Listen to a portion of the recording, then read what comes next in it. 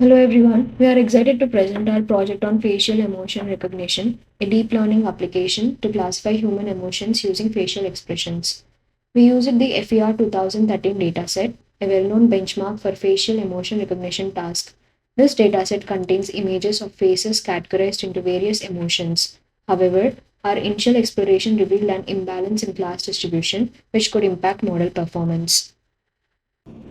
To address this, we conducted extensive laboratory data analysis, examining the class imbalance and proposing hypotheses to understand its implications.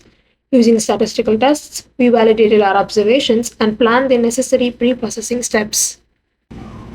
In data pre-processing, we removed duplicates and irrelevant files using hashing techniques. To handle the class imbalance, we employed data augmentation methods such as rotation, flipping, and zooming for minority classes while selectively downsampling majority classes. This step was critical to ensure balanced training data for our models. For training, we experimented with multiple architectures, including CNN, VGG16, ResNet, and MobileNet. We incorporated early stopping and learning rate reduction strategies to optimize the training process. Convolutional neural networks form the backbone of our deep learning approach. Here, we have implemented categorical cross entropy as the loss function and the Adam optimizer with learning rate scheduling for model optimization. In the CNN model, graphs over here portrays the performance of the model over 30 epochs.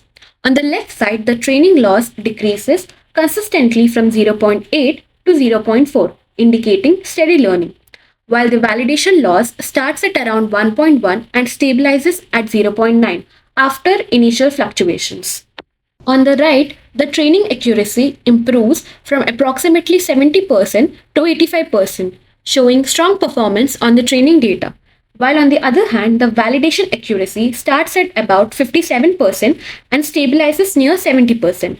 This gap indicates that the model was performing well on the training data but struggled to generalize to unseen data, a classic symptom of overfitting. For transfer learning, we used ResNet and MobileNet architectures. For ResNet model, we have trained it with similar strategies using categorical cross entropy as the loss function and Adam optimizer for fine-tuning. Here, we have two graphs tracking the performance of the ResNet model over 30 epochs. On the left, the training loss decreases steadily from 0.7 to 0.5, showing effective learning, while the validation loss starts at 1.1, fluctuates, and stabilizes around 1, indicating potential overfitting. On the right, training accuracy improves constantly from 60% to nearly 80%, whereas validation accuracy rises from 58% to just 65%, with a noticeable gap between the two. This suggests the model performs well on training data but has room to improvement for generalization to unseen data.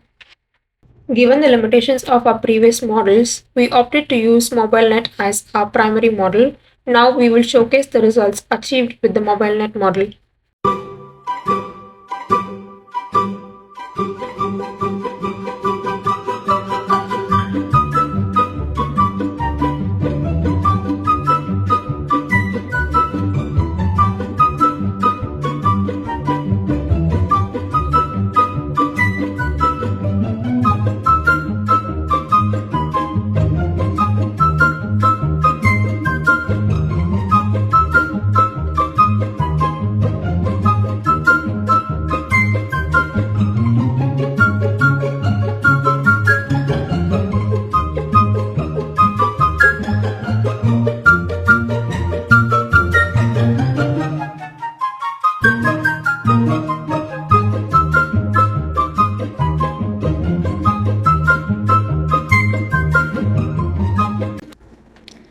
I hope you have liked the live results of our model. Now we are going to explain more in detail about the MobileNet.